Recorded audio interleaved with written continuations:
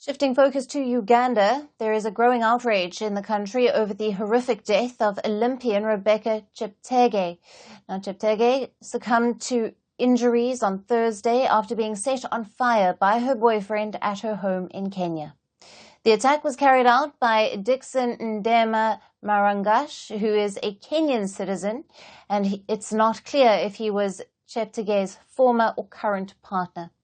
But as per reports, the two were at odds over a piece of land that Cheptegei had bought and built a house on near Kenya's elite athletics training centres.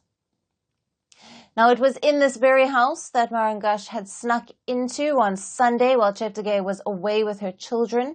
As soon as they returned, he doused petrol on her and set her ablaze in front of her two children. She suffered almost 80% burns and died due to multiple organ failure. The attacker also suffered 30% burns and is currently in intensive care.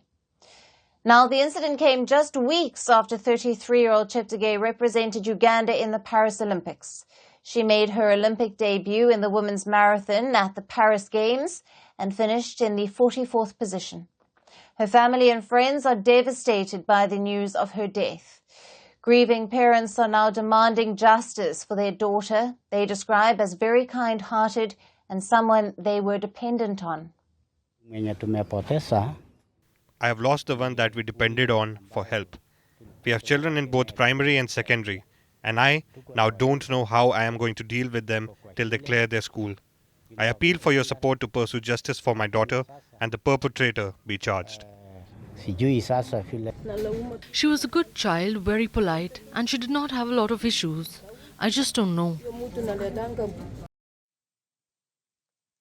Outrage is also growing on Ugandan streets, with many residents demanding severe action against the accused. Boyfriend is in their country.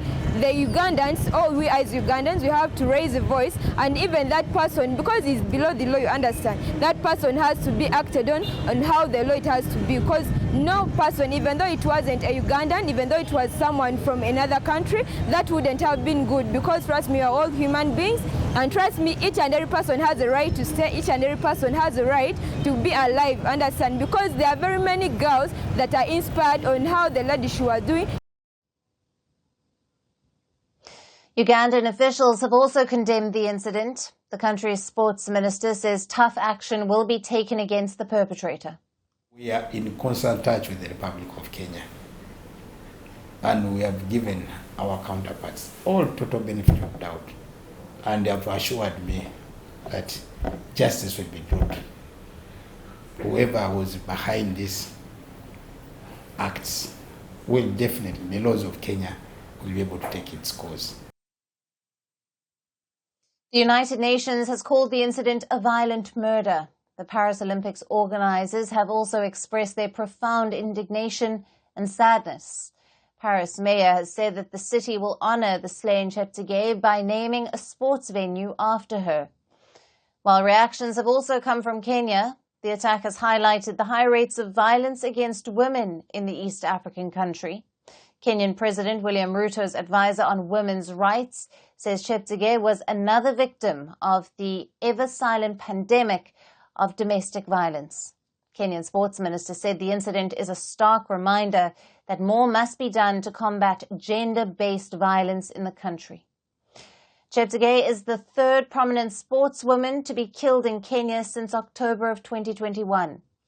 Women rights activists are warning of a rising femicide epidemic in the country.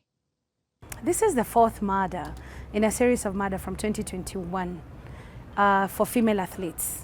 But this is also another, I will not call it murder, I will call it femicide, because femicide is the intentional murdering of women due to their gender, and also intimate femicide, which is what happened in this case, where she was murdered because they had a quarrel about land that she built on.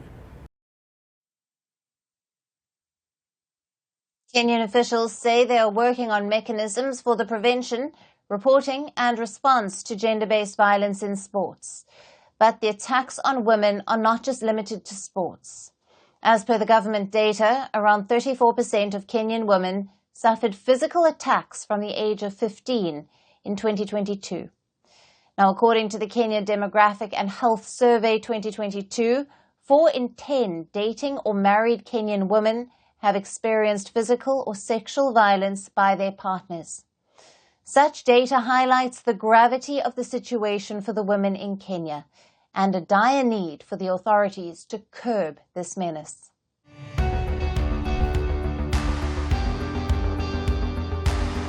Across continents, one powerful news source. Bringing you diverse perspectives on the issues that matter.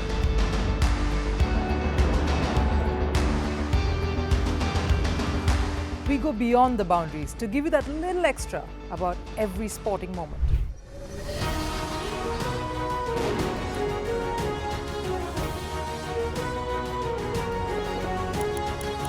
So thank you for making Firstpost 5 million strong. We're counting on your support, and you can trust us to bring you the news unfiltered and unvarnished.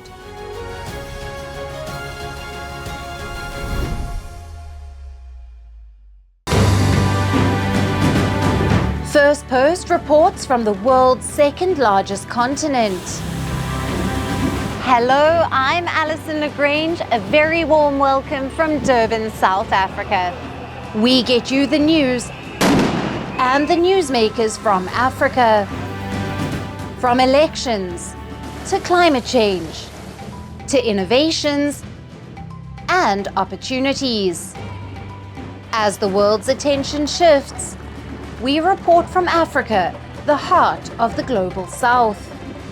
Join me every weekday live on Firstpost.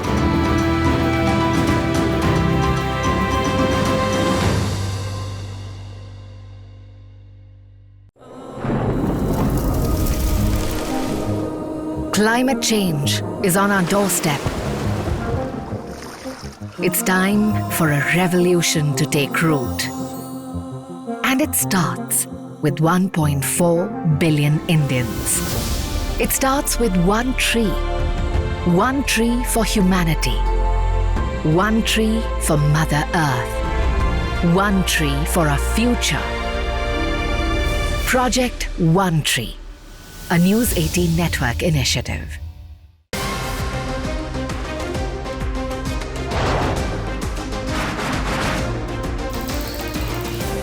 On the show today, the T20 World Cup bandwagon has moved across to the West Indies. What can we expect from this?